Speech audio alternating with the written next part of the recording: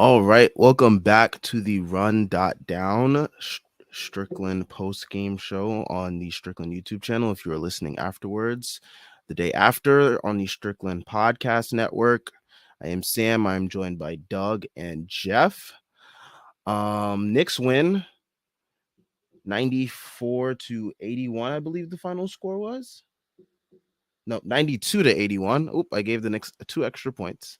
But yeah, this was probably one of the most disgusting wins that the Knicks have pulled out this year. The amount of turnovers, and that includes the record amount of travel calls being called tonight, which was annoying. Definitely lended its way to the absolute disgust that this game was. I mean, the awful 3-point shooting on both sides. It was just a really rough watch. I could barely find myself finding things to cheer for during this game. But Dib's seat will remain hot as he is not going to be fired after a win. Probably if the Knicks had lost tonight, they probably would have definitely canned him. But this win definitely gets him a couple extra days. Some rotation changes that we will discuss as well. But where do we want to start in terms of the Knicks side of things? Probably RJ, right? Like, because it was so bad in the first half, and then he kind of not salvaged it, but I mean, he did his best. Well, he did. He salvaged it until Tibbs is like, you know what? I'm just gonna put you in at like 4 minutes left in the game after not playing like 12 plus minutes. So it's like, yeah, sure. The Knicks defended so well tonight that like you can't. I agree. Yeah. I'm gonna add on to what you were saying though, because I don't think we should trash Tibbs, but that point you just brought up. How does RJ play 20 minutes in the first half and 11 in the second half? That's so backwards. Like he was so bad in the first half. Completely backwards. I know. So he was detrimentally bad. Like we should have been up with how bad the Cavs shot, and they were missing wide open shots, at least early on. Like with all the shots they missed and the way the bench unit specifically played for the Knicks, we should have been up 15 plus at halftime. RJ absolutely killed the Knicks in the first half. Especially those last 3 possessions that he had. Yeah. Probably the 3 worst possessions. That 3 that almost got stuck in the... Yeah, it almost got lodged in the side of the rim. I was like, wow, that's a bad shot. Man, almost wedged it. And then he comes out and he kind of puts the team on his back early on in the second half. Mm-hmm. And I was like, I was actually specifically looking for it because Tibbs has been so robotic with the Brunson and RJ come out at the 5-minute mark so that Randall can play with the bench. Which, by the way, like conspiracy theorist to me is just like he wants Randall's like plus minus numbers to look better because he loves Randall. Like that's he's trying like that. That's I could see that. I could see that definitely. But of course they haven't helped because just any lineup Randall plays with is dog shit. But anyways, he's so robotic with that rotation. I was like, well, let's see if he's willing to, maybe pull Brunson and Randall and have RJ play with Grimes and Deuce and Quickly, and let's see if he can go small that way. But of course he didn't, and then RJ was just out, and he only played 11 minutes in the second half. And Benji said it. He tweeted about it. He was at the game. He said, "I get wanting Quickly and Grimes on Mitchell and Garland. I concur." But there are ways to have Quickly and Grimes and RJ on the court when RJ is playing well. But that's just not how Tibbs sees basketball, I guess. No, it is not. But yeah, I thought he had a really rough go of things in the first half. He's had a lot of rough halves and just overall rough games. But yeah, to your point, that was really backwards with the way he managed his minutes. I mean, what can you expect? He does one thing well and he has to do 2 other things or 3 other things wrong. But yeah, I thought, he did his best to salvage it. I mean, again, defensively, there's still some things that he needs to work on and the whole team needs to work on as a whole. But I do think the defensive intensity was a little bit better today as compared to the second half of the Mavs game where they absolutely looked like they just quit on the basketball court. But this was a much better game, and I think seeing those missed shots from the Cavs early on definitely helped them keep their defensive intensity up, because even though they were missing open shots, the Knicks probably tried to trick themselves into thinking, okay, we're doing something good defensively to just keep up what we're doing. And it worked. They scored 81 points. This is the first time a Knicks opponent has not scored more than 101 points, more than 90 points all year. So, yeah.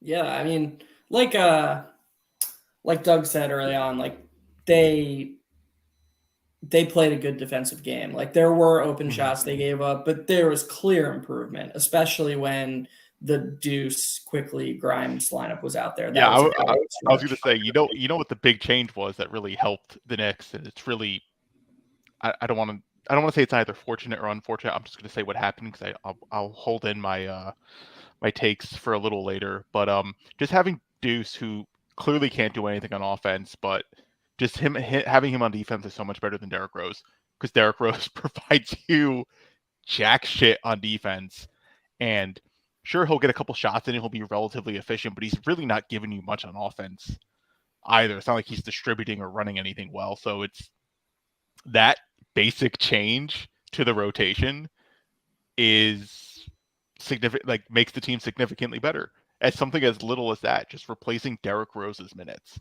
Like it should probably be more quickly, but just because, well, they cut out Cam too. So like he kind of saw a little bit of that, but like just something as basic as just taking Derrick Rose out of lineup just makes the team better. And also, Doug, something me and you in the past have, I mean, me and you are two of the leaders of the Quickly Hive, and Sam, obviously. I mean, Sam's been there too. But one thing that we've all talked about is that when Rose isn't in there, another effect is that Quickly runs the bench unit. Yep, and it's so much better. So much better. And even if it's not like even if you, because Rose brought things, like it's not like Rose is doing nothing offensively, I mean, he was bad this year, but I'm talking about his Knicks, his totality on the Knicks. Okay, Fine, fair enough. He clearly had positives, but the whole argument that I mean, if I don't want to speak for you guys, that I made is that you have to be willing to take half a step back to let Quickly blossom in that department.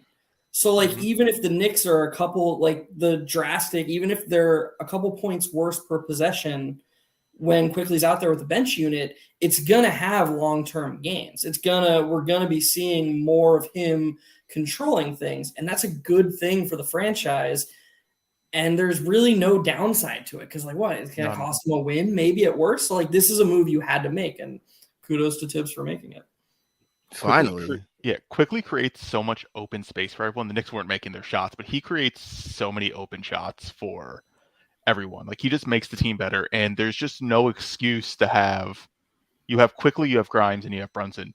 Every single one of them should be playing at minimum 26 minutes. Like there's no reason that these guys they can't find time. There's 2 guard spots and there's 3 legitimate guards on the team. Like you could play all of them with ease, and having Quickly coming off the bench and both being able to play with Brunson and without Brunson is so important for the Knicks. Like he's clearly like the perfect guy to come off the bench as like he's actually like the 5th best. You know what I'm saying? Like he's actually a starter though, but it makes more sense for him to come off the bench if you play it right. And clearly the Knicks can.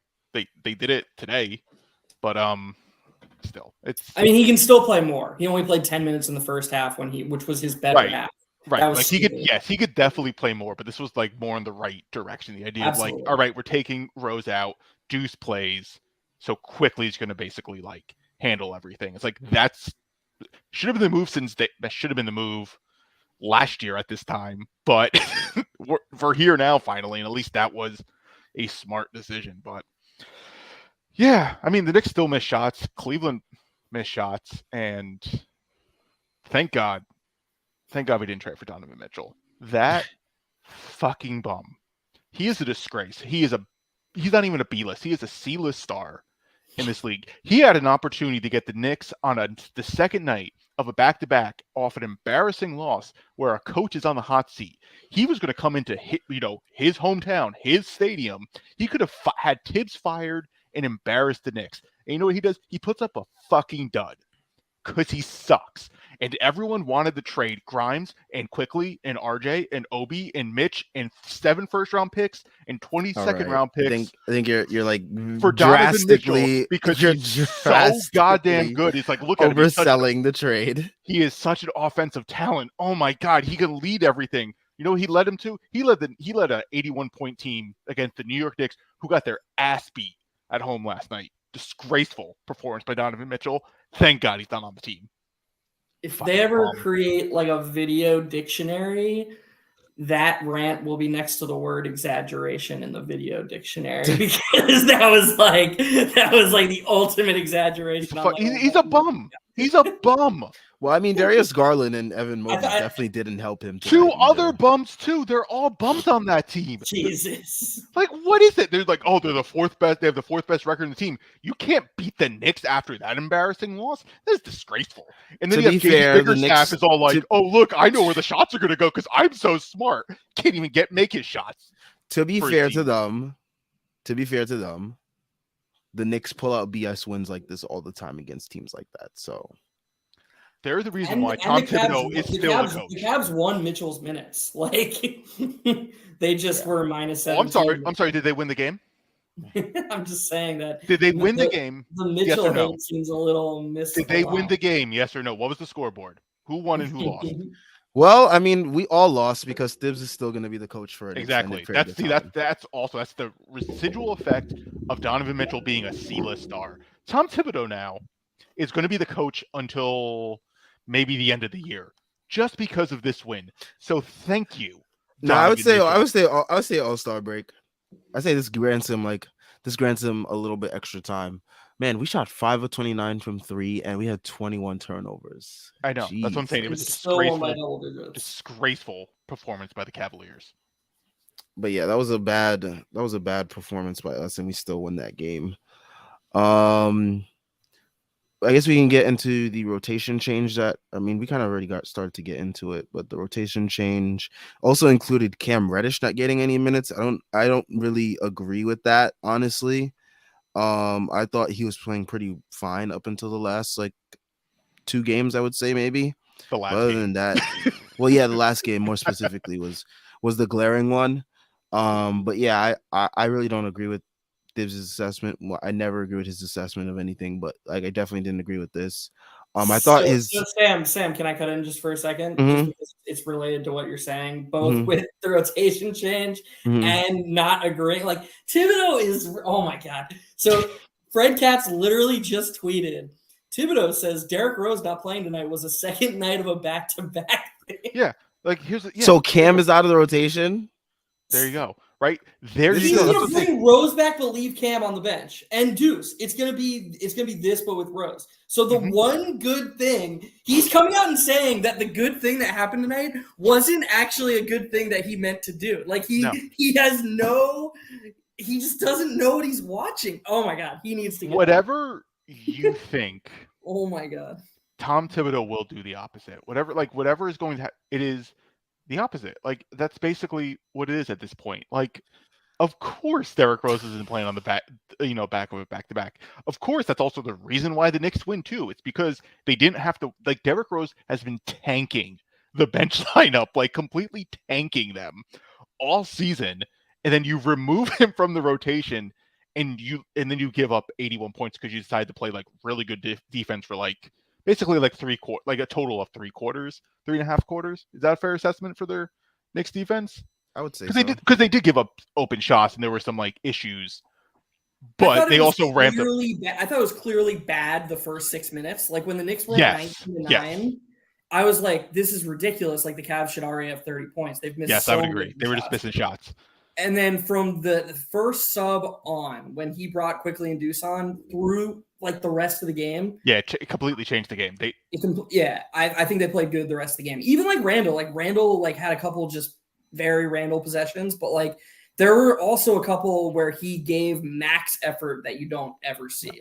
I really thought they locked in after that first sub. Randall was also willing to give that game away. Did you see the thing that he tipped the pass on the inbound, but it was by accident because he didn't see where the ball was?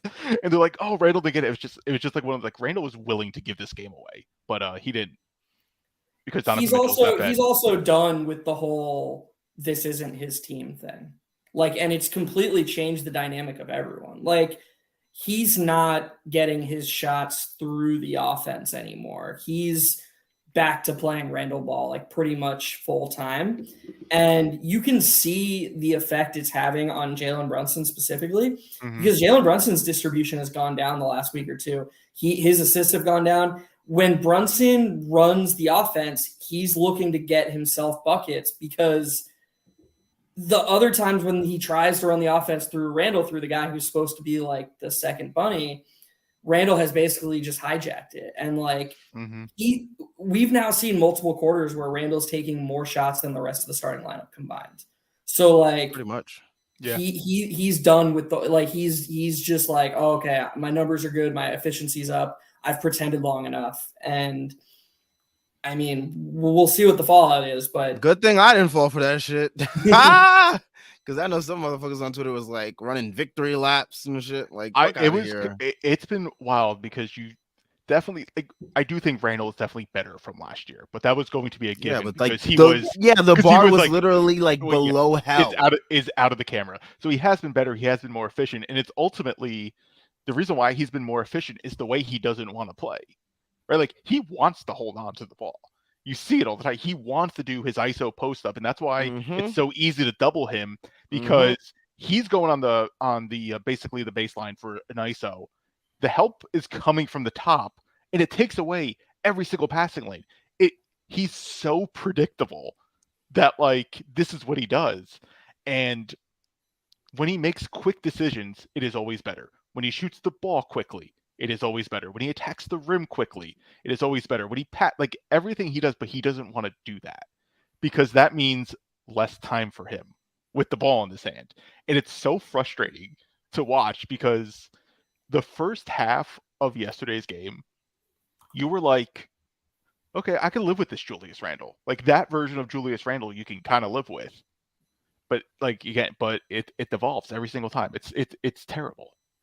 And the thing is that his efficiency has bought him so much good grace, like, which with the coach specifically, like, the bad shots are starting to creep back in. I posted from the Strickland account like a week ago. I posted from the Strickland account like a week ago that his number of shots from between like 15 feet and the 3-point line was at an all-time low rate. Like it's as low as it's ever been. Even the New Orleans season, he's pretty much only taking threes and shots inside 10 feet. But tonight he took like 5 of those shots. Like, I think he basically is just like, okay, I've got the good grace. I can now take whatever shots I want. And look, I mean, maybe he'll have another shooting season like he did in 2021. Doubt it, but maybe he will. But if he doesn't, and he doesn't course correct from what we're seeing these last few games from a style standpoint, the efficiency is going to go back down. I mean, he was 7 for 19 tonight, and he's just not a good enough shooter to justify taking those shots consistently. Nope. And the defense, like, there were points of intensity, but there are also points where like he's literally just watching guys like take open shots. Like there was a time, I mean, the most glaring one was Donovan Mitchell wide open in the corner. And this guy is just like, he's absolutely lost. He has no idea Donovan Mitchell's in the corner. Even when he does, he just like looks at him and just watches him shoot. There was another closeout on Darius Garland in the third quarter. It was the second quarter. Yeah, it was the second quarter. Another closeout by him on Darius Garland that was absolutely pathetic. Like, I have a question. I want to throw it out there to you guys. Do you think most people, or even us, can tell the difference between a good closeout and a bad closeout? Because I think when you just look at like the closeout numbers and you just see the fact that someone is closing out, I think a lot of people, and even sometimes like I'll even fall for it too, will think it's a good closeout. It's a good effort. But there is a difference between a good closeout and a bad closeout. And the bad ones are usually the ones that we think they're giving effort when they're flying by the guy, because you're not supposed to really do that. You need to get out. Nope, you're supposed to like chop your feet, basically. And you got to chop your feet. You got to get low and your hand up at the same time, because you got to get ready for the drive. You have to do both at the same time. And Randall never does that. Obi also doesn't do it. Obi's another They one. all just like fly by with their hands up, They and that's a fly bad by. closeout. And the only people who do it properly on this team are Grimes, Quickly, Quickly. and McBride. Like it's just kind of wild. Brunson doesn't do that because he's already too small, so it doesn't really matter. It doesn't Yeah, I mean, matter. him jumping up is like basically him just having his hand up like this. Yeah, like anyways. it's just whatever. So he could just look for charges and stuff. Jalen Brunson's really good. He's smart. He understands that he can't do that, so he'll get into your space. But no, it's just the Knicks don't do that. RJ does. RJ doesn't do either. He actually I do think also like the Knicks, the players you just mentioned on the bad side, have almost created a new definition for bad closeout because RJ sometimes won't even bother putting his hands up. He'll just run out with his hands down. Yeah, and then Randall will just sometimes not even move. Like Randall will stare at guys. Yeah, he'll stand in the paint. He'll stand in the paint and wait for the rebound instead of even fake closing out. Mm-hmm. Like I agree with you about Obi that sometimes he's a little bit too ambitious and like, you know, Kevin Love got one where he just got Obi in the air tonight, and then I thought he was gonna catch him with the three in the air, but I recognize that like guys don't do that anymore, so that was a close one there. But yeah, that was close. But I still struggle to put Obi in the same category as RJ and Randall because he hasn't been as bad defensively as those guys. No, yeah, he hasn't been as bad as I'm talking about the closing out specifically. I don't think Obi's the best at closing out. No, I agree. I'm just saying I still would take Obi giving effort at closing out over what RJ and Randall have been doing. Oh, yeah, of course. No doubt, because they've been like tire fires. Right. Yeah, I'm just saying there's bad defense. Then there's tire fire defense. Like that is it's not even on the scatter plot, right? You know what I'm saying? Like it is all the way gone. That's where they are. Obi's just in like bad defense, and like you can live with that every now and then. Like it's not going to kill you because at least he still gives effort. Yeah, exactly. Right. Before we get into comments, because we got quite a few rolling in, it is time for everyone's favorite part of these shows now. The NBA season is heating up, and there are still so many unknowns about the Knicks' future. When I'm looking to get in on the action, I bet with DraftKings Sportsbook, an official sports betting partner of the NBA. New customers can bet just $5 pre-game money line on any NBA team to win their game and get $150 in free bets if they do. Check this out. Right now, everyone can earn up to 100% boost with DraftKings stepped up same game parlays. Go to the DraftKings Sportsbook app, place a same game parlay, and combine multiple bets like which team will win, total rebounds, and more. The more legs you add, the bigger the boost, the bigger your shot to win big.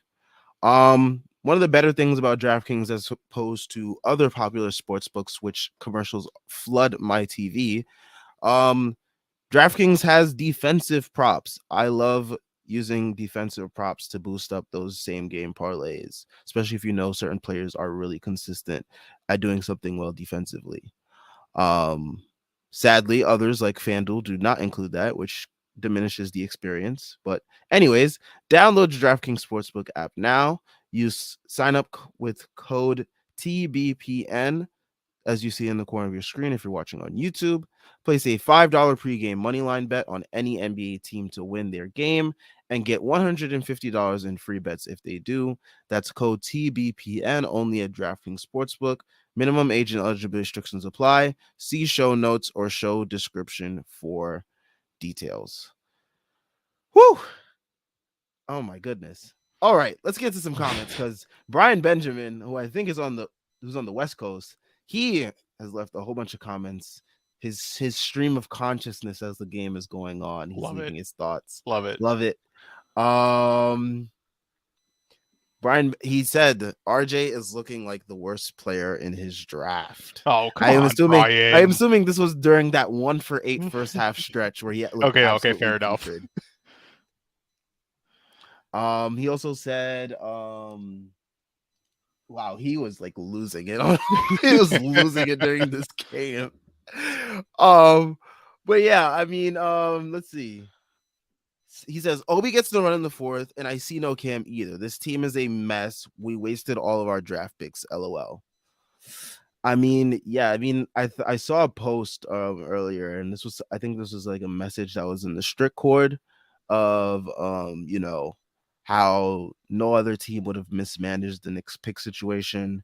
If you look at the Knicks in back-to-back drafts. They got RJ and Obi, 2 lottery picks, and they barely shared the floor with each other over these, like, what is it, 3 years it's been since we've drafted Obi, and Well, RJ's been on the team as well. Yeah, it's in the process of the 3rd year. Yeah, we're in the process of a 3rd year, and they've barely seen time together on the floor. I mean, we've barely seen IQ, Obi, RJ, Cam, those guys, Grimes, all get run together in various, combinations of whatnot. So, I mean, yeah, this team and their pick situation, it's like if your ultimate end goal is to end up trading for a star, it helps a ton to showcase the young talent that you want to include in these trades. And I know people are going to say, well, no, the main prize of these trades is teams acquiring your draft picks, but, like, don't you think that if they also showcase their young players, then that can, like, mitigate some of that? Like, I don't know. Where do you guys stand on this?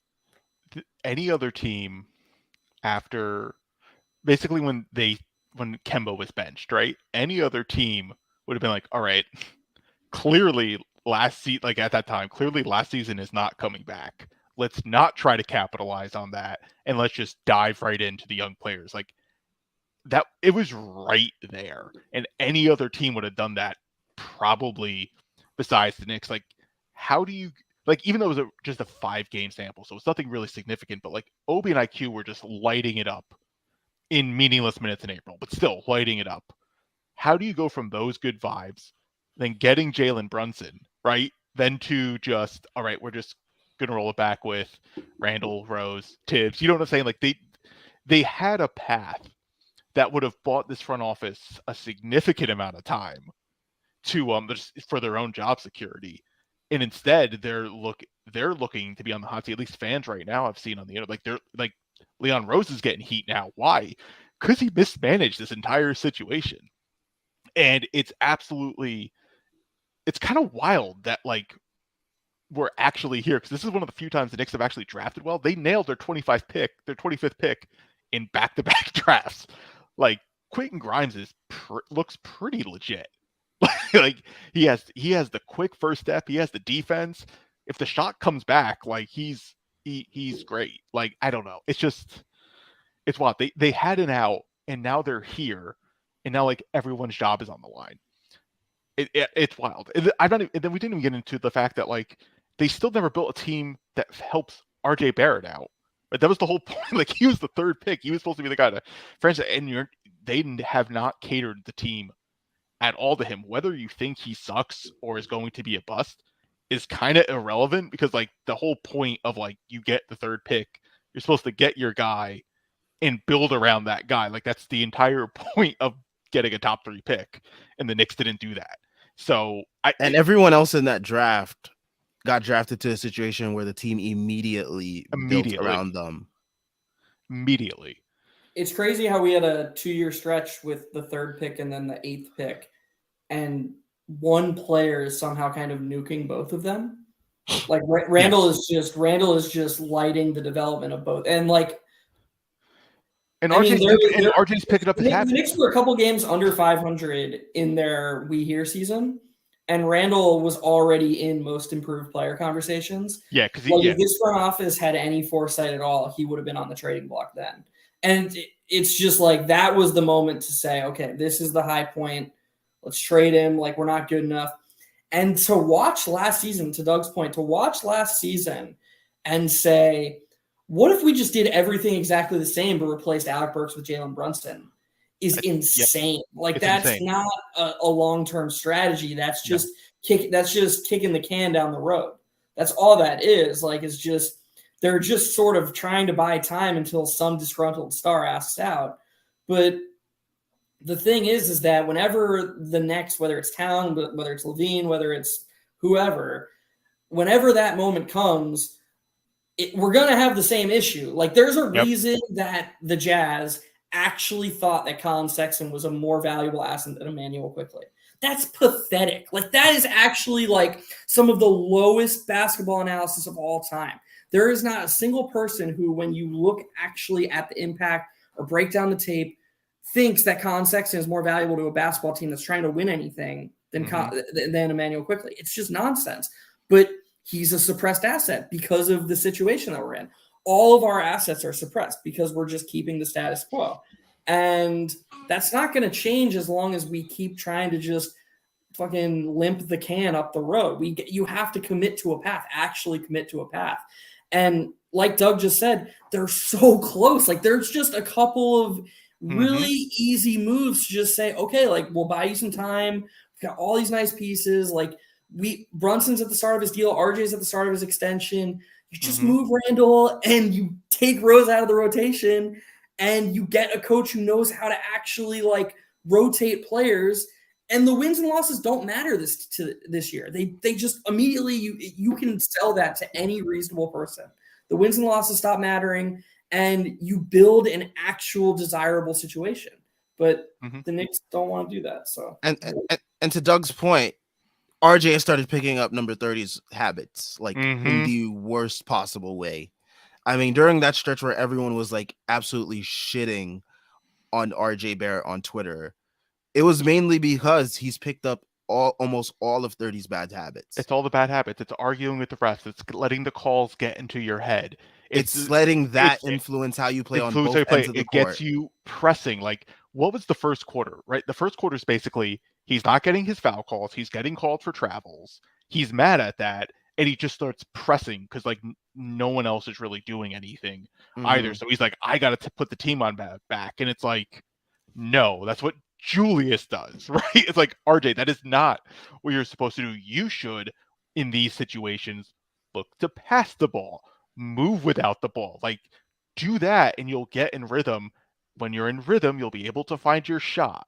And then when you find your shot, you have easy driving lanes. Like, RJ could be so, like, RJ needs to simplify his game. And that's how he just kind of needs to just, like, approach things. He's doing the Julius Randle. And that's why you see all these shit. That's why you see him almost do a wedgie in the corner three to end the quarter. It's wild. You know what I'm saying? Like, he's doing crazy. Everything. It's, I don't know. It's, you got to get him out of here. Like, you got to get Randall out of here. You got to get Tibbs out of here. And then you need a guy who is legitimately going to hold everyone accountable, because RJ's not that guy, right? Like, yeah, you got your extension. You're not that guy who could be like, I'm going to get pissy with the refs. That's not you. Like, that's not you. You can't do that. You haven't earned anything. It's so out of character, too. Yeah, it's like you haven't done anything. Like, just, you need a coach to be like, RJ, you can't do that. We're not getting that. And that's every time you see RJ like fall back and go in these slides for the past, like, basically, yeah, since like last year too, because we kind of saw these ups and downs. That's what he does. It's growing. Is it metastasized? Is that the word for it? Like, it's just growing, and you gotta cut it out before it gets worse, because you're gonna have RJ, like, if you don't change anything, and you're gonna go into the next year, next year coming up with the same team, they're going nowhere. It's gonna be even more of a disaster than what it is. And this was all predictable too. All of this was predictable, which is the wild part. It's stuff that we've been complaining about this whole time. Yeah. Since the Alfred Payton like issue, right? That thing. Since then, we're like, this is going to happen, and it's the same script over and over again. And front office is just, I don't know what they're waiting for. I don't know. A star to ask out, and for the it's not asking price, and for the asking price to be unbelievably cheap. Yeah, it's like, it's not happening. Like, give up. Andre Cross says Grimes, IQ, Deuce, Obi lineup was putting in work on both sides. What does Thibs have against aesthetically pleasing basketball? Does not fit his MO. It doesn't fit his MO. He's basically your high school coach.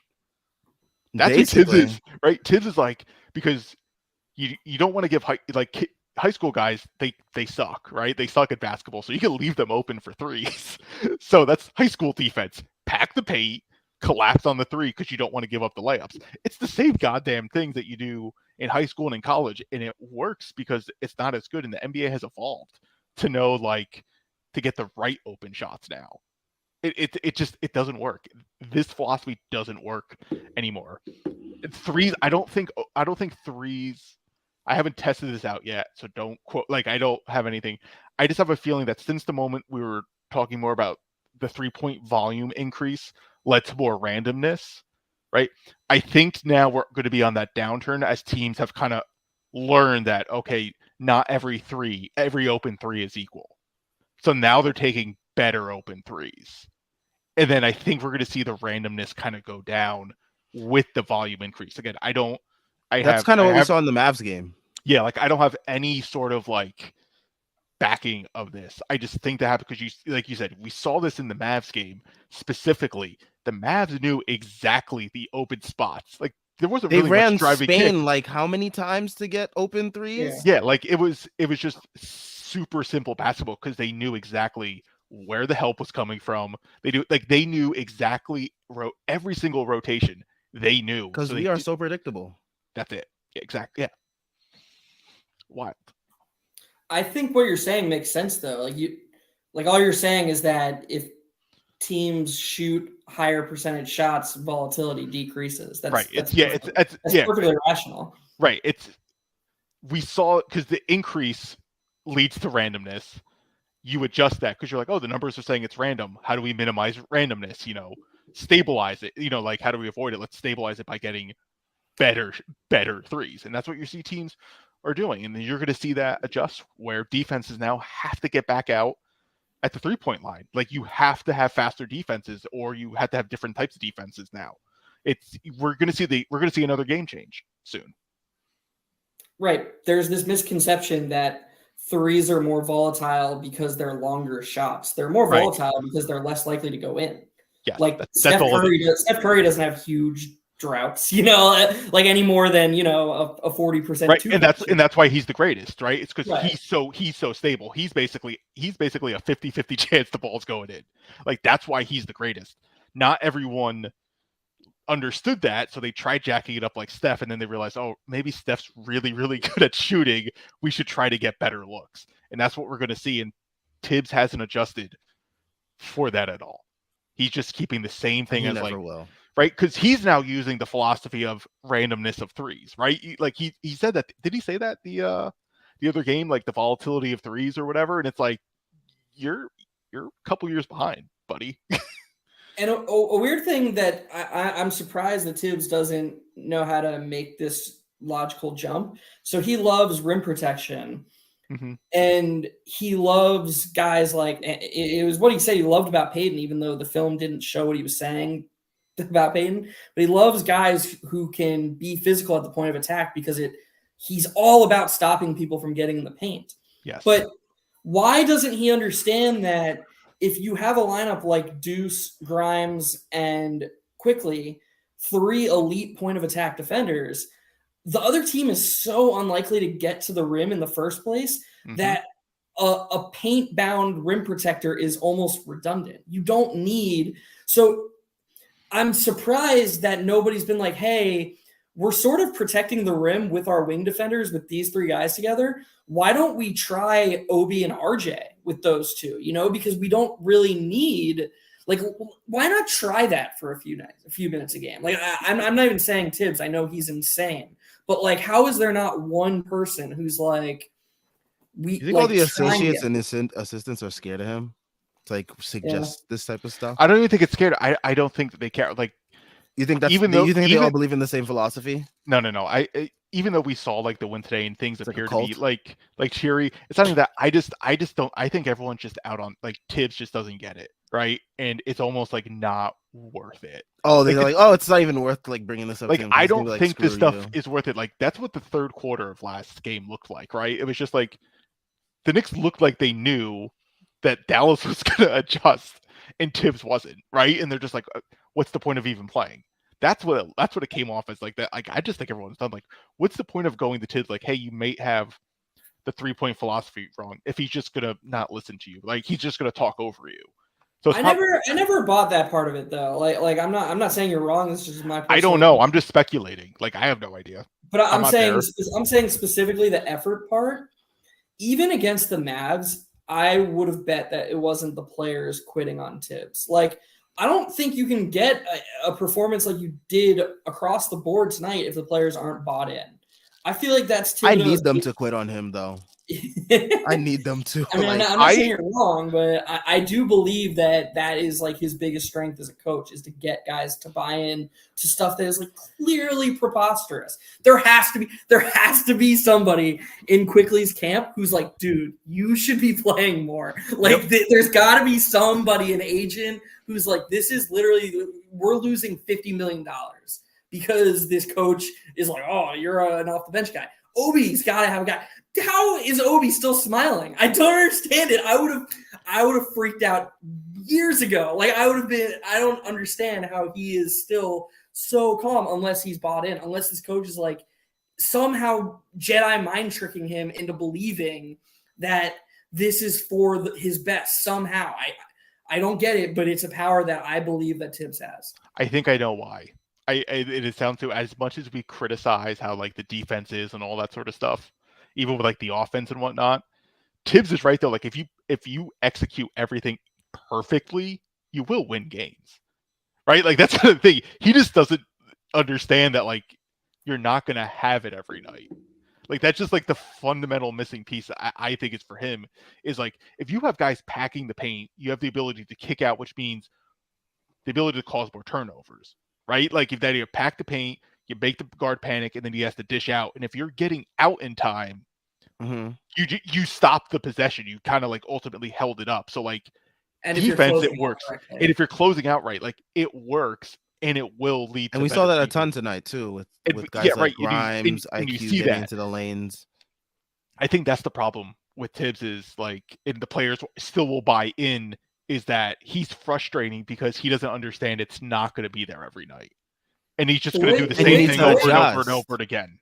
The way Grimes and Quickly sprint out from their dig down into the paint to close out with their hand up, and then the dribbler never is able to get past them ever. Right. Like they're able to sprint out, stop on a dime, and then switch their momentum so that they're sliding back with the drive and go, or the pump and go, excuse me, is remarkable. Like they're so good at it. And I agree with you. Tibbs is probably like, why can't everyone just do that? You know, but it's a skill. It's not like an effort thing. It's an actual skill thing. And that's why like that line of that argument frustrates me because I could be a coach and just be like, hey guys, just shoot threes every time. Well, if you did it right, we'd win every game, you know, like if you guys just shot threes 100% of the time, if you did it correctly, we would never lose. Like that's not a defense of Tibbs's team. Players are human beings. They're imperfect people. You have to make adjustments. It can't just always be, well, if they did my scheme right. That line of thinking is like in football, when a coach punts on 4th and 1 and the team never gets the ball back. And somebody in the press conference is like, well, why did you punt? Like you knew you might not get the ball back. And the coach is like, well, if our defense just got the stop, we would have won. Like you have to consider that sometimes the defense doesn't get the stop. Sometimes guys don't close out perfectly, and you have to have flexibility to your schemes and to your ideas. And I don't know, some Tigers don't change their stripes, man. No, they do not. No. Ace Bouchard says they actually rotated well in the Kevin Love PNRs when they didn't just switch it. Also defended Garland and Mitchell well from 3. No one else on the Cavs can shoot. Yes, they did. And that was also love that Adam Silver wants to make travels the NBA version of football's catch rules. Dude, the travels tonight were insane. Like half of them weren't actually travels. You can't make something that subjective a point of emphasis because LeBron James will never be called for a travel ever. And I'm not like some LeBron hater. I actually like LeBron as a basketball player. So, but the refs are not going to call travels on him the way they were calling him on even Kevin Love tonight. Like it's just never going to happen. So if something that subjective is made a point of emphasis, all that's going to happen is the discrepancy is going to get wider. Well, they called Kevin Knox for this same feet shuffling travel that you see Kawhi Leonard do 5 times a game. And it always drove me insane because it's a subjective thing that a ref is just going to swallow his whistle when it's a good player. And it's going to stick out to him because refs are, again, they're human beings. They have a bias. And what they see when they see role players, they're like, okay, point of emphasis got to do for it. And they're looking for stuff not to call when it's a really good player. When they did the replay tonight and they were like, let's see if Garland actually did travel. And Breen was like, nope, held his pivot foot. It doesn't matter. That's the same thing that they were calling traveling on other people for. Yes, exactly. So you can't have subjective, and you can't leave that up to the refs. You just can't. It's going to be a shit show like it was tonight. And I really hope that somebody in the front office is like, or somebody in the NBA rules officials office is like, yeah, we can't have another game like that, because that's unwatchable. That's probably why Tibbs got the technical. Was it because he thought like he was probably arguing like, no, you just called that a travel. You have to now call that a travel. Like, I think that's why Tibbs got the technical, because he just lost out on the ref for like hypocrisy or something along those lines. Quickly had the same complaint. He drew an and one, like he made a basket. His only basket in the second half, he did the little like drive right, lean into the defender, create the contact, and put the shot up off the backboard. And the ref didn't, and he pointed to the ref after he made the shot. He was like, you just called that for Garland when Garland creates the contact.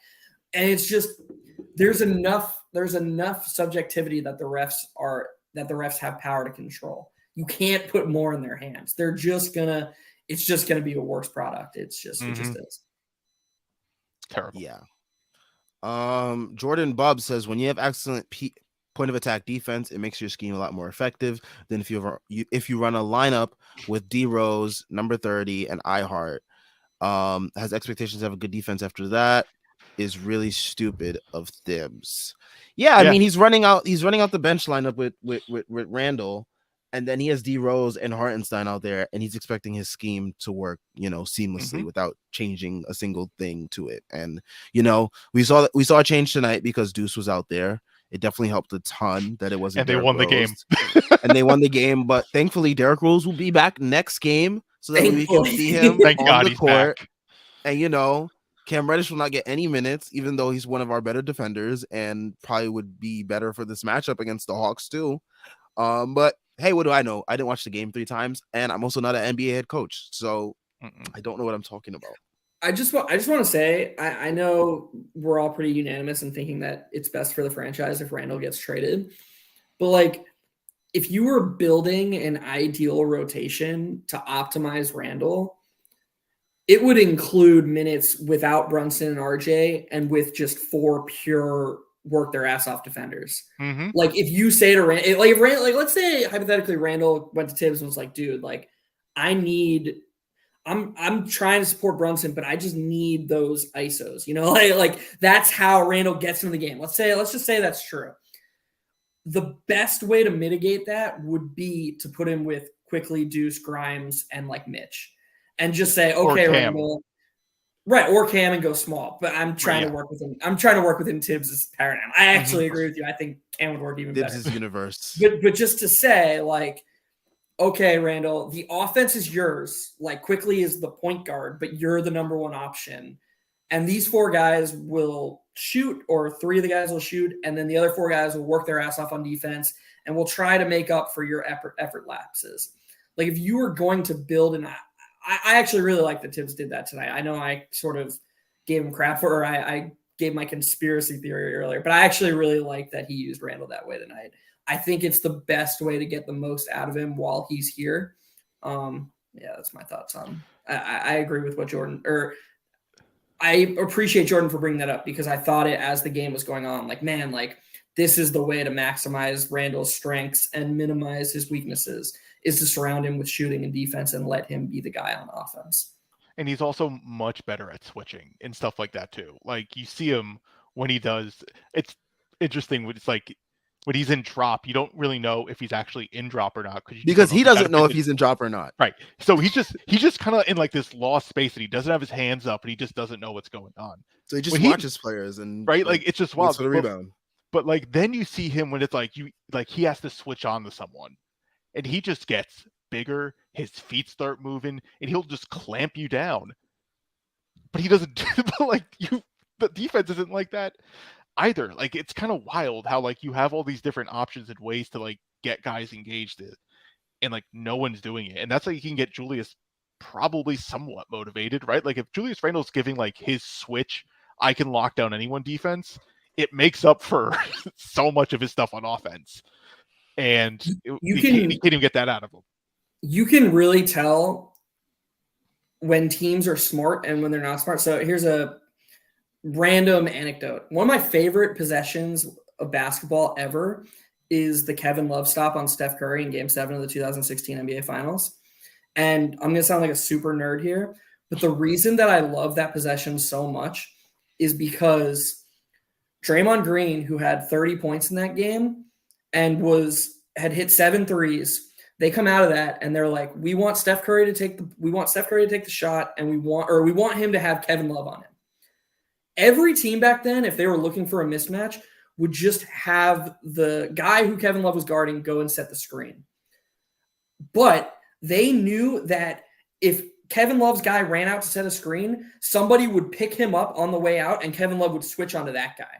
So what Green did, he had Kevin Love on him. He pretended like he was going to go screen for Steph, and he runs and sets an off-ball screen for Andre Iguodala, and they're switching everything. So Kevin Love reacts, and Kevin Love reacts and makes the switch onto Andre, and that is the reason why he ended up on Steph Curry, is because they ran an off-ball screen that the Cavs switched. Iguodala went and switched for screen for Curry, and Kevin Love gets put on him. There are teams who they see that Julius Randle is a bad defender, and they just try to like make him switch onto their best player. And it's like, that is the only way to make Julius Randle actually a good defender.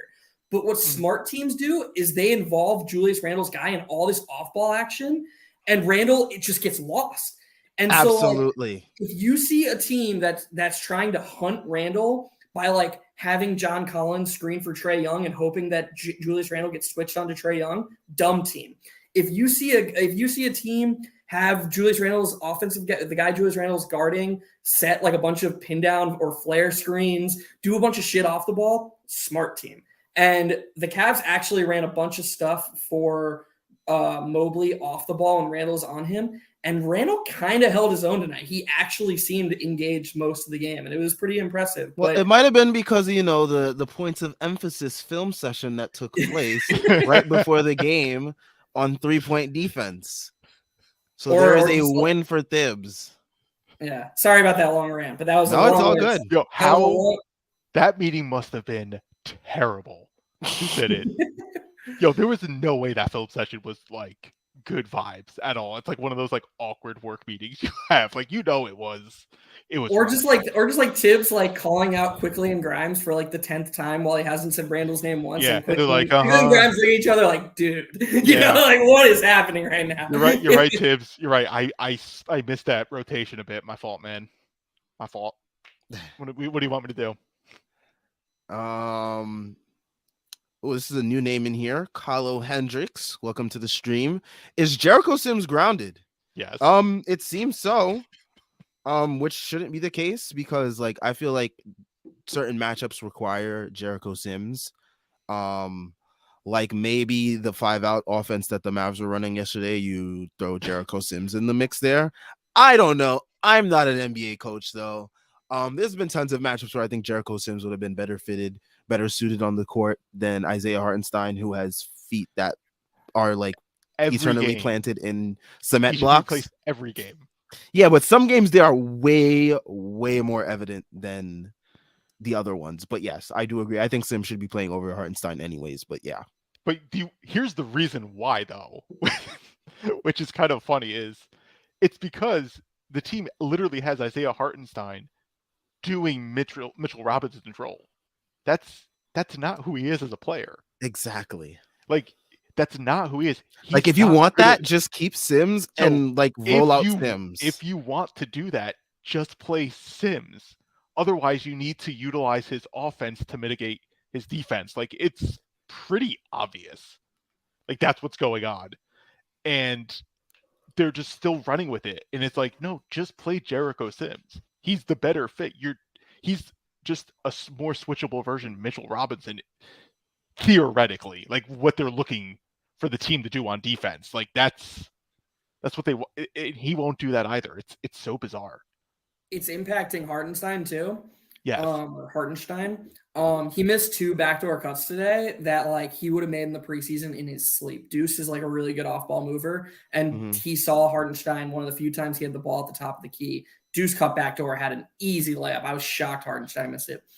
And yeah, like Doug is exactly right. If you're gonna try and use Hartenstein like Mitch and Sims, just play Sims. Because like I promise you, Hartenstein's not better at being Jericho Sims than Jericho Sims is. Like Hartenstein is a better player when used correctly, because he can be a very useful offensive player, but he's not being a useful offensive player right now because now he refuses to shoot and we're not capitalizing on his passes.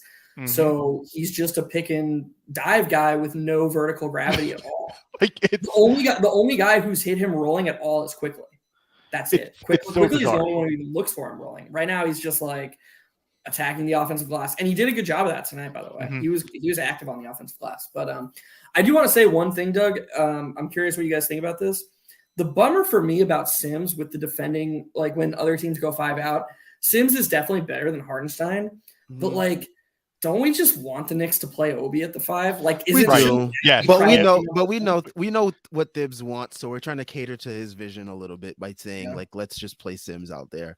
And this is something that we actually discussed earlier this season on one of the post games, Jeff, that got clipped on the Strickland podcast networks at. So I think that clip is up there. But yeah, this is something we also discussed, like how we would rather just have Obi, but trying to cater to Thibs's vision of things, it would probably be Sims, who fits that same profile, but actually is a center, which Thibs is obsessed with because of rim protection. But yeah, you know what's wild? The theoretical, like Thibs does his hockey subs, right?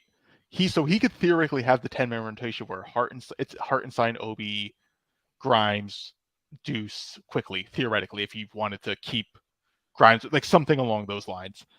I feel like that would be like a perfect time to utilize Hartenstein on offense, because it's like right there, just have him help play make. But like Thibs doesn't see it. And it's even more bizarre because he had Joakim Noah on the Bulls, who was a really good passer and he knew how to pass the ball. Like I don't understand anything this man does. It's so baffling to me because it's not like there isn't a precedent like Thibs like, oh, I have no idea how to use him. You do know how to use him. Thibs is just going through early stage dementia. I don't know. We've pretty much stopped running any action, by the way. Like, we haven't run a Spain pick and roll in a few games. And that was like the one thing Thibs did that was like, whoa, out of the box. It's like, whoa, creative offense. Whoa, play. Our entire offense is one of 3 players starts with the ball at the top of the key. Somebody gives him a screen. Please beat your defenders so that the defense has to start scrambling. That's it. Or we sometimes run a horn set, and then Julius gets the ball and a handoff, yada yada. It is the worst horn set ever, because not only do the big guys like not do a good job screening, the defender, other guys don't even give a shit that there's 2 guys in the corner. They couldn't care less, and the Knicks just can't execute it because it's like no one respects them doing this set, but they'll still go do it, and it's wild. The problem with read and react as an offensive system is when 2 of your best initiators in Brunson and Quickly operate below the rim.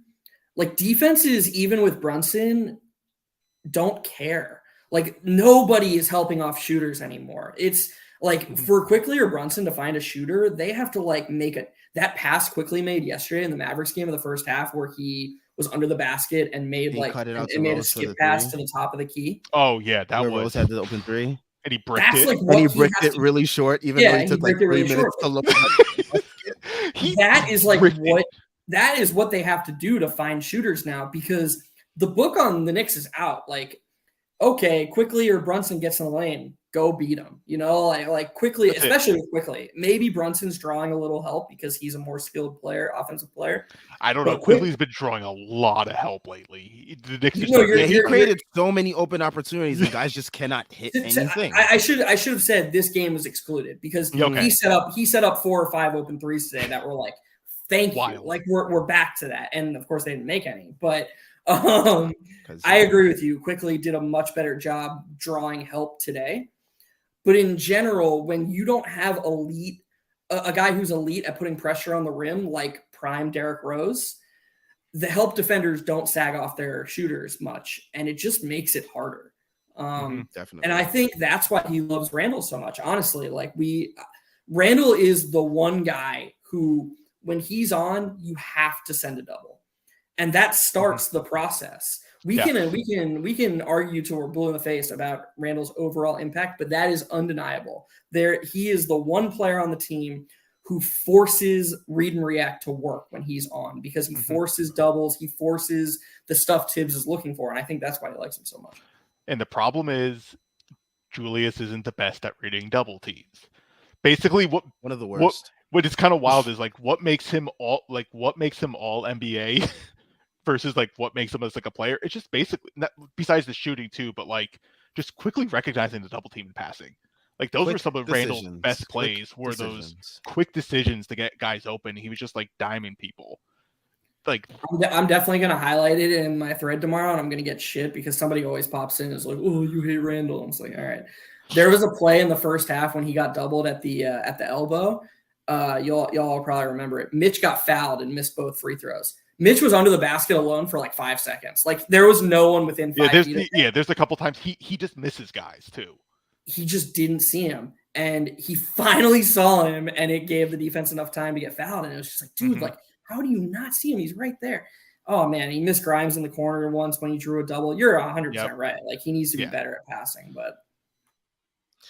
But we enabled him to be a primary creator, and once you enable a guy like that, we saw what happens when you try to take that away from him. It's not pretty.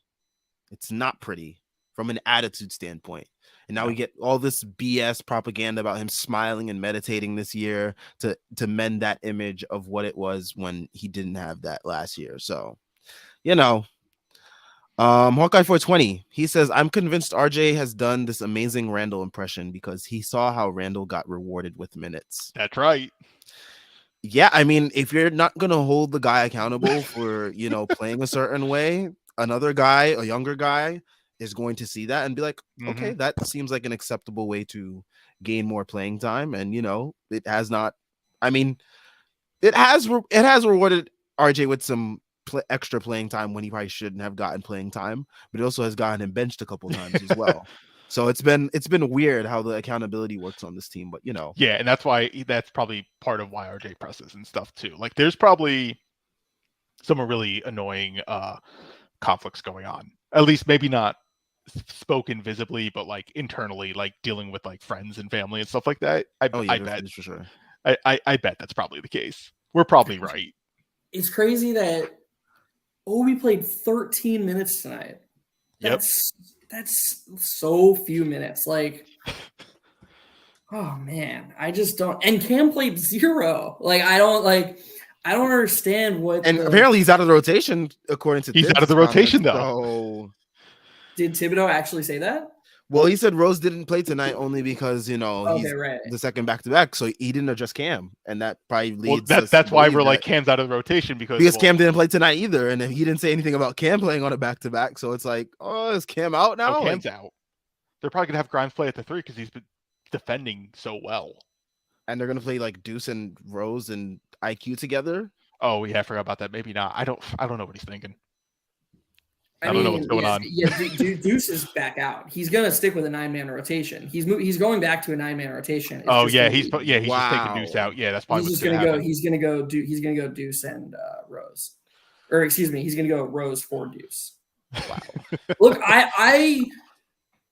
it's literally one move away as long as Randall's on the team. If he just replaced Cam with Rose and went with a 9-man rotation, I'd be fine with it. Like, I mean, I thought Deuce defended his ass off tonight, and I liked him as a defender. But he cannot bring anything. Devastated if he was getting DNPs? No, I wouldn't be devastated because he needs to work on his offense a little bit more, and that's right. That's fine. Like, but Cam is super polarizing in the Knicks fan base, mostly because his stands are insane people. But it's legitimately unhinged. It's undeniable, baby. It's undeniable that he showed enough to be in this rotation. Oh, yeah, for sure. And, like, you can't take a guy with that kind of skill set who showed what he showed and just be like, yeah, we don't need that. Especially a team as light on wings as the Knicks are. That's, like, the one thing we don't really have any of. We have RJ, and that's kind of it. Mm-hmm. And so to what Doug was just saying, like, he's going to play Grimes at the 3 some. but that shouldn't be to remove Cam entirely. You should play Cam at the foursome. Like that's what the move should be. Is Cam and RJ should both get more minutes at the 4. It's gonna be crazy. Like he's so far behind. Is he still gonna be the coach in like a year? And then he's gonna be like, oh, light bulb. Like it's just crazy. Light bulb's never gonna go on. Oh, it's not going on. You know what's wild for like Cam? Like he's finally like he is truly getting better on the Knicks versus the Hawks. Like it's kind of wild. You actually see because they just simplified his game. They're just like shoot threes and attack closeouts, and then if you see a guy open, pass it. Like they just simplified Cam's game, and then you're just like, oh, he's pretty good, right? Then you're just like, oh, I see the Cam vision, and then he just has pretty much like one bad game yesterday. It was pretty bad. You're just it was really bad. It was really bad. He took a couple of those mid-range shots too that like you hate him at shooting. But who cares? Like to your point, right? That's what I'm saying. Like you were already getting clapped, so it didn't even matter. Exactly. Like he could have a bad game. He could have a bad game. Like he's doing exactly what you want. He had a bad game. You're just gonna be like, now you're done because you have one bad game. Like if that's the case, we'll see. But it's like to be determined. Like maybe this was like a message, like don't do it again, but you'll be back in the rotation. I don't know, but it's just kind of wild just to be like he's gone. It's poor Cam. And the thing you were saying about his shot profile, what was amazing about it to me is the games he had it going, like his higher scoring games, it didn't like encourage him to step out of his shell. Like me and Sam talk about that all the time. Last year, like me and Sam were like, he thinks he's Paul George. The second he gets it going, he's going to start dancing. He's going to start. He didn't do that. He was just like, he was very bought into his role. And what I saw against the Mavericks was a guy who got even less touches than usual. He didn't even get those catch and shoot threes. He didn't get a chance to get his feet wet. And so those shots were more a matter of like, oh shit, I might not touch the ball again for the rest of the half. Like I got to make something happen. So I think you really have to find your balance with a guy like Cam. And I thought they did a really good job of it before he got injured. And I'm just completely surprised that they have just decided that they don't need his skills at all. I think that's a big mistake. I just hope it's just a one game thing. Like that's all we can really hope for. It is just a one game thing, because otherwise it's just then you go back to the whole argument of why'd you trade the first round pick for him? Why'd you do all that? Like the idea is like you traded for him. He started playing well. Like keep going with it. Roll with the good vibes. Wilson Chandler tweeted 2 hours ago, Reddish could be such a good player for the Knicks, man. Shaking my head. I mean, he has been. That's the thing. Like Cam's been really good this year. Yeah. He just had one bad game. He's earned his keep. There are people being like, should Cam play over RJ given how RJ was playing? And then part of you is like, well, kind of. RJ's been sucking, right? Like there was a point a few games ago where we were like that. Like he was playing really well. Can't take him out for one bad game. Come on. We could have used Cam, fam. I'll tell you that. We could have used him in this game. Cam over RJ has tons of merit on games when RJ is struggling and you need length on the wing against certain defenders. Yeah. Like if we're facing the Celtics and RJ is having one of these awful games, we have no one to guard Jason Tatum. No one. And like, okay, if we try to force Grimes on him, then we have no one to guard Jaylen Brown. Like they're just going to get cooked. You need a guy like Cam because Grimes and RJ, if RJ doesn't make a leap, which I still believe he can, but we're not seeing it yet. Not seeing it. That's not good enough to stop Brown and Tatum or a duo like that. The way that Grimes and Quickly was good enough to stop Mitchell and Garland tonight. Like the reason we were able to stop those two is because Quickly, his size doesn't hurt him as much against a guy like Garland, and he's an elite defender against those guys. But when they get bigger, you need a guy like Cam. And yeah, nice. Hug Life says Grimes had Donovan in jail. Hug Life also said, since the Knicks are reportedly open to trading IQ for a first round pick, how high does that pick have to be at minimum for you to pull the trigger? For me, it doesn't matter because it has to be. I don't want IQ traded. It has to be for the pick that's going to be. Was it Wemby? Oh yeah, it has to be the number one pick. It needs to be the number one pick. If not, at least expand to like top. I would say top five. Top five is like solid. The Thompson twins. No, really listen. Yeah. I am diving all the way back in on the IQ hype after the past couple games because I think his shot is falling, and like if the shot's He's got falling, confidence now. Like I don't like think anything's shaking him anymore. I think the garbage time buckets definitely helped him gain some confidence. I'm You just know, saying, man. Like he's the only like Brunson does a good job of drawing help, but like Quickly's really drawing help. So like if his shot's falling too, and then the way he's playing defense, you can't just not play him 30 minutes a game. Like it's kind of wild. That's why it's only for one by Yana. That's it. Chris Bernhard says, someone tell Tyrese to stop with the AD love fest because I'm getting violently ill. What's yes, he doing? he has been teasing the Knicks trading for AD on this post game show for the last couple of days. And now he's on the timeline, I guess, shaking his ass for AD after he dropped the 50 piece today. So, by the way, Quickly's almost at 54 true shooting already. Like the overreaction to his shooting was always so insane. I know, because I think it's because he usually starts the season off in a longer slump, so people are expecting it to like regress back again. But like I think he's finally like he's reached a point in the season where he usually reaches where he's like consistently giving you good stuff on offense now. So yeah. This game is one of the things that we've all talked about. He was 6 of 8 from the floor and he didn't attempt a 3. Yeah. Mm-hmm. That's like if he has that, if he can do that, if he just starts shooting threes normal, he's like Doug just said it. I'm stealing his words. You have to play him 30 minutes a game. You just have to. Yes. He's already an elite defender. He's already an elite rebounder for a guard.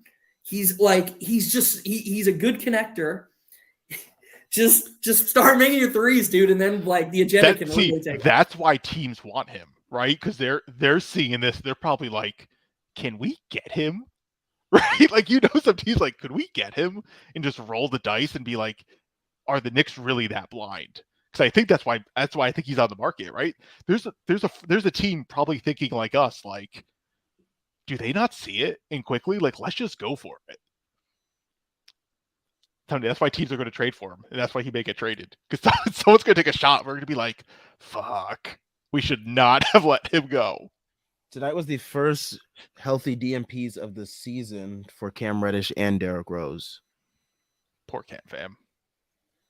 It's really stupid. Like, free him. What is the guy supposed to do? How much better are the games when Cam is cooking? Right. They're so much fun. Like when he's like, I'm attacking the rim and you can't stop me, Cam. It's great to watch because he does like the crazy Euros and stuff like that. And he's finally embraced contact this year. Yeah, which is I love it, man. Huge plus. Yeah, he's just going at people like I'm better than you. Like he plays with like a confidence, like that's fun to watch when he's cooking. Just like let him play. Yep. 24 seconds says, I need a coaching disaster class these next few games. So Thibs is gone after the Pacers game. Well, you had a disaster class with JB Bickerstaff today. That's who ruined your disaster class. Well, actually, you know what? Let me take a look at the Knicks schedule because I do want to see, who we play. Man, he's not getting fired. I'm telling you, he's not getting fired. This bought him all the time in the world. Oh yeah, we got a pretty easy stretch coming up. I mean, the Hawks, they've been like mid, I would say. I mean, they're 13-10, but like they've kind of like they've struggled. They lost some leads, especially against that Rockets game. That was a really bad loss for them. They're also having some locker room tension stuff too. Yes, yeah, a hit piece came out today on Trey. Well, if a Knick one day was just like, you know what, I'm not playing. Like, why is this not a bigger story? I don't understand. Like, that is what happened, right? Like, Trey was just like, nah, I'm good. I think so. This is some potential fake news on us right now. But no, I think that was the case. We're gonna need our producers to check that for us. Yeah, I mean, that's the report I read is that McMillan gave him like a ultimatum, basically. Ultimatum was like, you can do the pregame or you can not play. And he was like, nah, I'm good. I won't play. Yeah, because it was like a disagreement about his rehab, about his shoulder. Yeah. And basically I think he wanted him to play off the bench. And Trey wasn't having it. So then he was like, all right, if you're not going to come off the bench, then why even show up? And then he's just like, okay, I'm not going to play. That's so crazy. Like, it must be nice to just get to root for your team and not like if that was a Nick who did that. Oh my God, the national media would have a fucking field day with us. Well, I mean, hopefully tomorrow. I mean, And I would have loved it. the Hawks, the Hawks did great, and Shams did great at leaking this on a Sunday, so when like no national media can really talk about it, Mhm. and then by the time it's tomorrow, some other story might come out that like surpasses it. So like it won't even probably get talked about on all those afternoon shows and morning shows, but it still might. But I mean, it's also the Hawks, so like no one really we'll cares. find out. If it was like the Knicks or even the Nets or like a Los Angeles team had done this, then it would definitely be all over TV. But since Julius it's like Julius Randle saying I'm not coming off the bench. that would be hilarious. I would actually find that. See, I would find that really funny. But yeah, I mean, the next few games are the Hawks, the Hornets on the road. Then we have the Kings at home. Then we play the Bulls back in Chicago on Wednesday and Friday next week. And Damn, the Bulls have been. This sounds like a streak. The Bulls have been so mid. Oh no! So if we lose to them, then maybe he might get fired. But Sam, I lost my train of thought. Can you say Hawks and then who? Hawks, Hornets, Kings, then the Bulls twice, then the Pacers next Sunday. And what's the home away situation of those games? So we have the Hawks at home. We Right. go to Charlotte on Friday. Mm-hmm. Then on Sunday we're at home versus the Kings. Then Wednesday and Friday at Chicago. That's it. That's where it's going to happen. That's where I'm making the prediction. Tibbs is going to get fired in the second game of that. It's going to be poetic.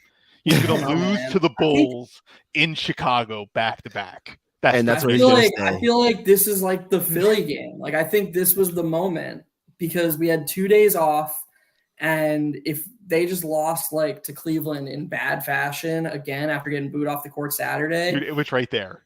It was right there. It was literally right here for us. That's what pisses me off so much. I feel like they're just gonna beat Atlanta. Because like everyone would have lost it. Like they would have lost it if the Cavs came back and won.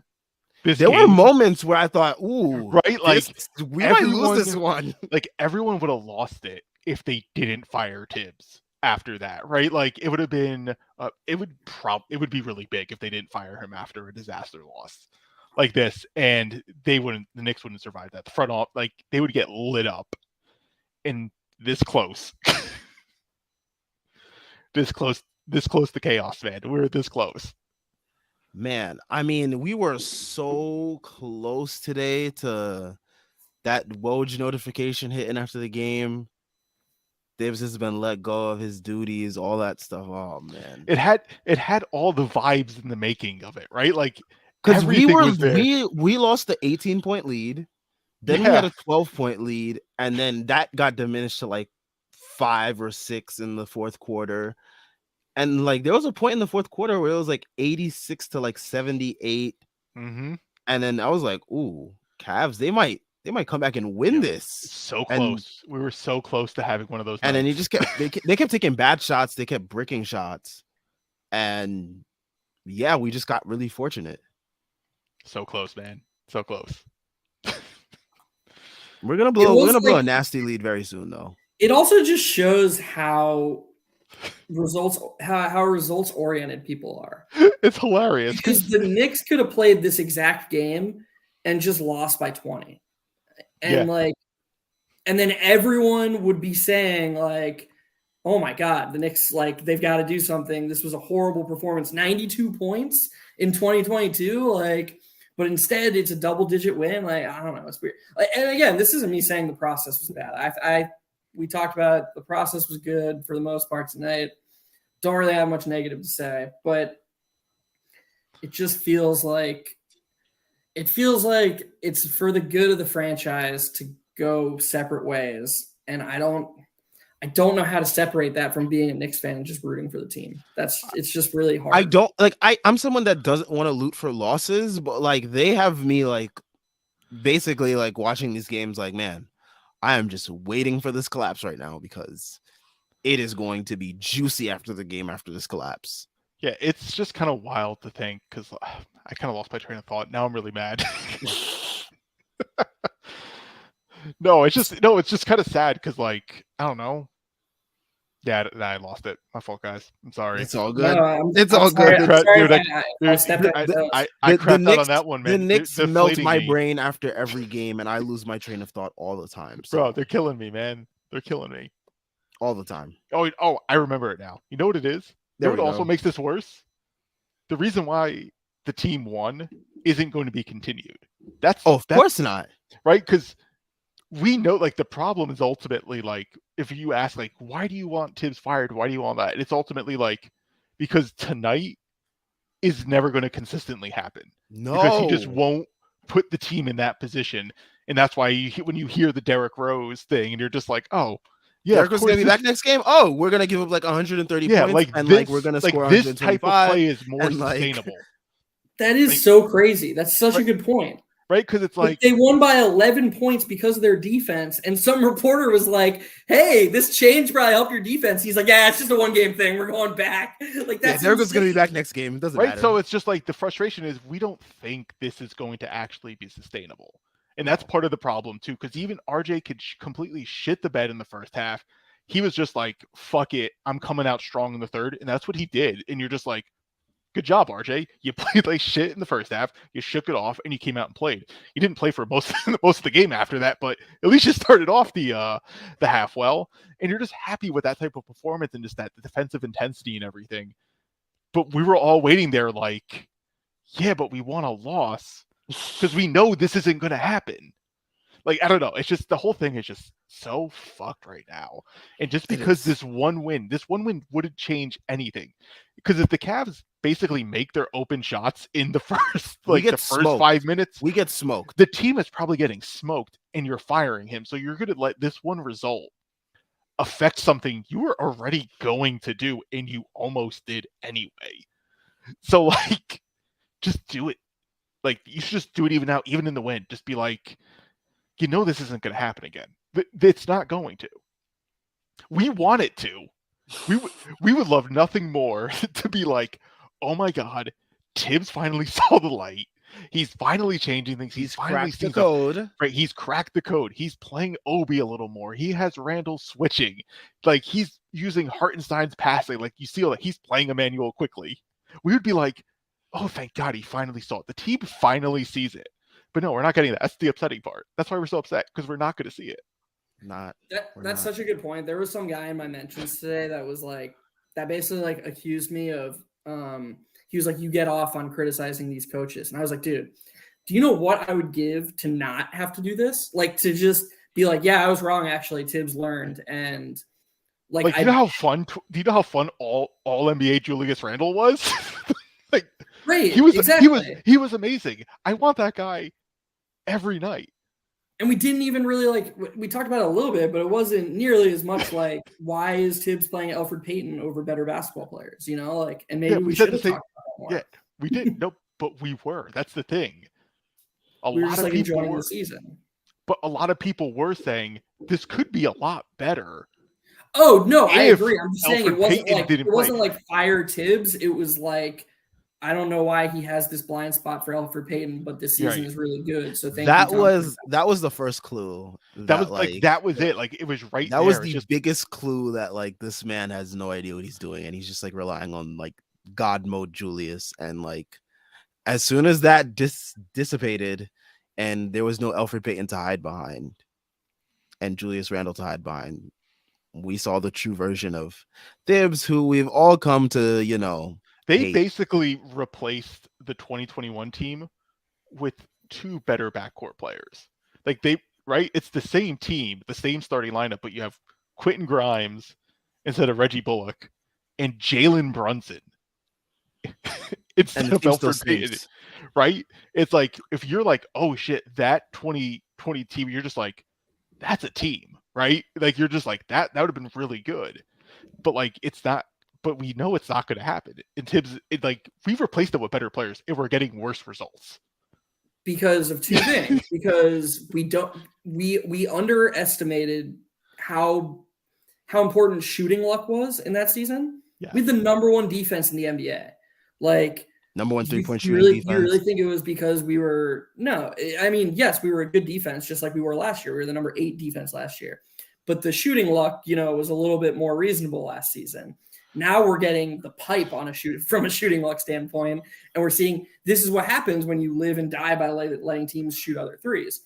And then the second thing is Julius Randle was like a god from the mid-range that season. So yeah, if you give this team God mode Julius Randle and all the shooting luck, I bet we're looking pretty good this season too. I know. So it's like we want that to happen, but like we kind of all understand like that isn't the reality right now. So you kind of have to pivot. Like I would love nothing more to not have to like I've loved nothing more for the success, but like you kind of have to at this point. Like it's not happening and it sucks, but you got to take the loss right now. Like it's not happening. It's okay.